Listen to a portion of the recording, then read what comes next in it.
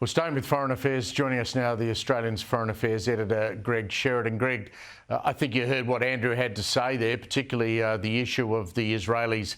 They're not for backing off. They're not for doing deals. They want to rid themselves of Hamas. You agree with what Andrew's observing? Yes, I think Andrew's analysis is very accurate. The Israelis would do a temporary ceasefire and a hostage deal, but they won't do a hostage deal on Hamas's terms. So Hamas wants all kinds of crazy things. They want thousands of Palestinians released. They want a permanent ceasefire. Israel can't leave Hamas in power in the Gaza Strip. It has to destroy the Hamas battalions in the south of the Gaza Strip. Steve, it strikes me that there's a real weirdness about the moral debate here. Why doesn't everybody, including Penny Wong and everybody else, immediately call on Hamas to surrender? The Hamas war criminals should come out from hiding, stop causing this terrible suffering for their own people. You know, in the tens of miles of tunnels that they built, there's not a single bunker to shelter Palestinian civilians. It's all about Hamas and Hamas's power. They bear all the moral responsibility for the suffering their people are enduring. So why doesn't the international community, the United Nations and everyone else say, yes, we want this terrible suffering in Gaza to stop, and the way it can stop is for the Hamas leaders to lay down their arms and come out and surrender. They don't have to be subject to Israeli justice. They can go to the International Court of Criminals and be tried for war crimes. You make an excellent point. Has any government anywhere other than Israel called for Hamas to lay down their arms and walk away? Well, part of the ambiguity of the Albanese government, the Albanese government are not wicked on this, but they're ambiguous and weak. Part of their ambiguity is they say Hamas must have no future in the governance of Gaza.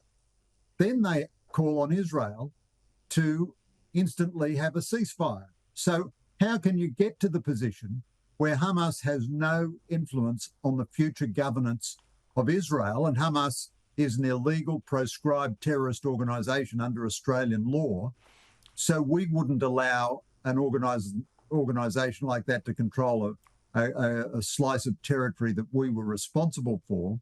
So there just seems to be a kind of a hypocrisy in the international community. I mean, the United States, I think, has called for Hamas to surrender, but they don't. That's not their primary note, and I don't know why. I just don't know why it isn't.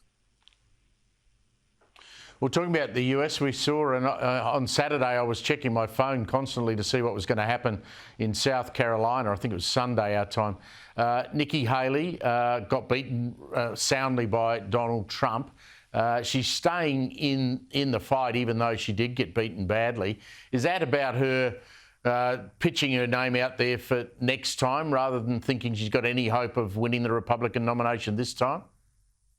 Well, Steve, you're right. It's very unlikely she's going to win the Republican nomination. But Nikki Haley is getting a not trivial vote. 40% of South Carolina voted for Nikki Haley, 42% of New Hampshire. Now, it'll be interesting to see how she goes in Michigan and the Super Tuesday states. But, you know, there are a lot of perplexing things out of that result. First of all, Trump is going to need all of her voters if he's going to win the presidency. He's going to need all the Republicans plus some others.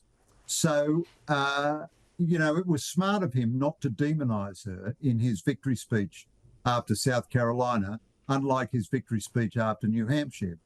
It is also still possible that some shocking legal development may render Trump ineligible, impossible for him to be the candidate if he goes to jail on a criminal charge. I don't think that's going to happen, but it's possible. Now, if Nikki Haley has racked up really big votes in the Republican primaries, it'll be hard for the party to ignore her. And then finally, as Trump's own career demonstrates, in the United States, fame itself is power and money. And I think Nikki Haley has done better than I expected her to. I thought Ron DeSantis would be the alternative to Trump. And she's racking up fame, and therefore she's racking up power and money, and she's racking up future influence. I think it's no bad thing that she's staying in the contest while ever she's getting something like 40% of the vote.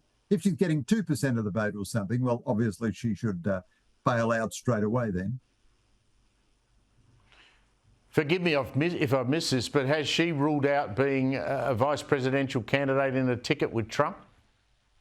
She sort of said she's not interested in it, and Trump says he wouldn't do it. But, you know, these declarations really mean nothing at all. One of Trump's attractive virtues, if I can say that, Steve, is an extreme pragmatism about what might work. Now, I certainly think Nikki Haley has been very careful in her criticisms of Trump, and she hasn't gone nuclear in her criticisms of Trump. And I certainly think the way is open for her to endorse Trump as the Republican candidate as being a better alternative than Biden. And Trump, I think, if he keeps winning, he should, do something really novel and be gracious in victory, because 40% of people voting against him in a Republican primary and voting for Nikki Haley, that's a significant chunk of folks that he needs. He needs them in November. And she can't move them like chess pieces, but obviously she'll have some influence with them. Yeah, he might just do that. Just finally, Greg, I can still remember where I was when Russia went over the border into Ukraine, said they were going to take 4 days to bowl Kyiv over and take over Ukraine. It's now been 2 years. Have you got any optimism for me that this war at any point in time is going to be over? Well, not really, Steve, to be honest with you. This is a grim moment we've reached, a grim moment. The Ukrainian sacrifice has been heroic and magnificent and just unbelievable, really. I mean, Russia is 4 or 5 times as big as Ukraine and right on the border and devotes an enormous amount of its resources to weaponry. The Ukrainians haven't asked for a single foreign soldier to help them. They've just asked for weapons and ammunition. Now, at the moment, the Republicans in Congress are holding up $60 billion worth of aid. This is not money to go to Ukraine. This is money the United States would spend on its own arms manufacturers to buy weapons for Ukraine, and it would come out of the defence budget, so it wouldn't add to the deficit or the debt.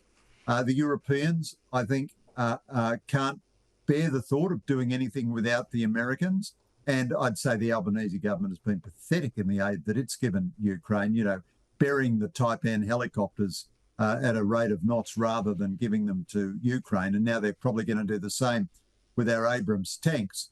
So a lot of people around the world are finding an excuse not to support Ukraine. Putin doesn't care how much suffering he inflicts on his own people. And the tide of battle is starting to turn. I think now you would hope that it might become a frozen conflict at some point and we'll get a ceasefire. But whereas Ukraine had the initiative 9 months ago, I'd say Russia has the initiative now, but these things can change. Great assessment, Greg Sheridan. Always a pleasure to catch up with you.